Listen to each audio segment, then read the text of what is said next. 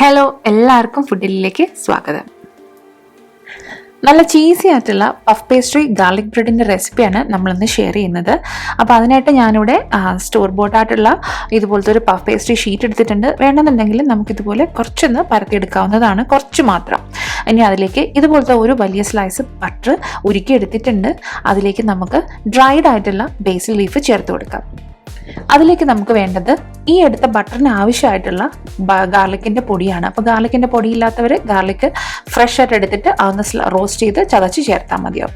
ഇതിലേക്ക് കുറച്ച് ഇറ്റാലിയൻ സീസണിങ്ങും കുറച്ച് ചില്ലി ഫ്ലേക്സും കൂടെ ചേർത്ത് ഒരല്പം ഉപ്പ് കൂടെ ചേർത്ത് നന്നായിട്ടൊന്ന് മിക്സ് ചെയ്തെടുക്കുക. അപ്പോൾ ഒരുപാട് റണ്ണിങ് ആയിട്ടുള്ള ബട്ടർ ആവാൻ പാടില്ല. അപ്പോൾ അതിനനുസരിച്ചുള്ള ഗാർലിക് പൊടി ചേർത്ത് കൊടുക്കാൻ ശ്രദ്ധിക്കുക. ഇതുപോലെ അത്യാവശ്യം സ്പ്രെഡ് ചെയ്താൽ ഒന്ന് ആ പൊസിഷനിൽ നിൽക്കുന്ന രീതിയിലുള്ള ഒരു സോസാണ് റെഡിയാക്കി എടുക്കേണ്ടത്. അപ്പോൾ ഇത് നമുക്ക് ഡിന്നറിനോ അല്ലെങ്കിൽ കുട്ടികൾക്ക് സ്നാക്സ് ആയിട്ടോ ലഞ്ച് ബോക്സ് റെസിപ്പി ആയിട്ടോ ഒക്കെ ഷെയർ ചെയ്യാൻ പറ്റുന്ന ഒരു അടിപൊളി ഐറ്റമാണ്. ഇനി ഇതിലേക്ക് നമുക്ക് ഇഷ്ടമുള്ള ചീസ് ഒന്ന് സ്പ്രെഡ് ചെയ്ത് കൊടുക്കുക. അപ്പോൾ ഞാനിവിടെ മോസ്റ്ററല്ല ചീസാണ് എടുത്തിട്ടുള്ളത്.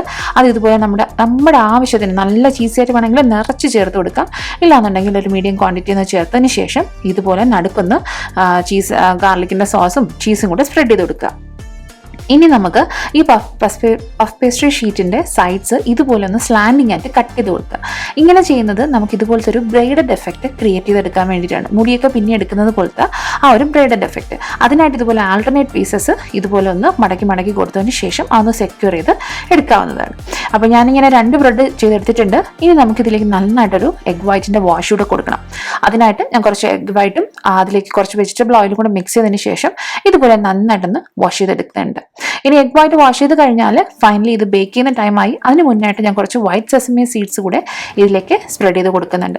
വൈറ്റ് സെസമി സീഡ്സ് കംപ്ലീറ്റ്ലി ഓപ്ഷണലാണ്. ഇഷ്ടമാണെങ്കിൽ മാത്രം ചേർത്ത് കൊടുത്താൽ മതിയാവും. ഇനി ഒരു 360 ഡിഗ്രിയിൽ 18 to 20 മിനിറ്റ്സ് നമുക്കൊന്ന് ഓവനിലിട്ട് നമുക്കൊന്ന് ബേക്ക് ചെയ്തെടുത്താൽ നമ്മുടെ നല്ല ക്രിസ്പി ആയിട്ടുള്ള നല്ല ഫ്ലേക്കി ആയിട്ടുള്ള ബ്രെയ്ഡഡ് ഗാർലിക് ബ്രെഡിൻ്റെ ഇത് റെഡിയാണ്.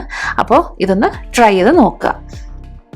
ഗാർലിക്കിൻ്റെ ഫ്ലേവറൊക്കെ ഇഷ്ടമാവുന്ന എല്ലാവർക്കും ഈ ഒരു ഐറ്റം ഒത്തിരി ഇഷ്ടമാവും. ഇനി ഗാർലിക്കിൻ്റെ ഫ്ലേവർ നിങ്ങൾക്ക് ഇഷ്ടമല്ലാന്നുണ്ടെങ്കിൽ നിങ്ങൾക്ക് ഇഷ്ടമുള്ള ഫില്ലിങ് അകത്ത് വെച്ച് ഇതുപോലെ ഒന്ന് ട്രൈ ആവുന്നുണ്ട്. ഈവൻ നമുക്ക് സ്വീറ്റ് ആക്കി ഇതൊന്ന് ട്രൈ ചെയ്ത് നോക്കാവുന്നതാണ്. സോ ട്രൈ ചെയ്ത് നോക്കിയതിന് ശേഷം ഇഷ്ടമാവുകയാണെന്നുണ്ടെങ്കിൽ ഫീഡ്ബാക്ക് അറിയിക്കാൻ മറക്കണ്ട. അപ്പോൾ ഫീഡ്ബാക്ക് അറിയിക്കുന്നതിനോടൊപ്പം തന്നെ ചാനലൊന്ന് ഫോളോ ചെയ്യാനും ഫ്രണ്ട്സിനും ഫാമിലിക്കും ഒക്കെ ഒന്ന് റെസിപ്പി ഷെയർ ചെയ്ത് കൊടുക്കാനും ശ്രദ്ധിക്കുക. അപ്പോൾ വീണ്ടും നല്ലൊരു റെസിപ്പി ആയിട്ട് ഉടൻ തന്നെ വരുന്നതാണ്. Thanks for watching food daily.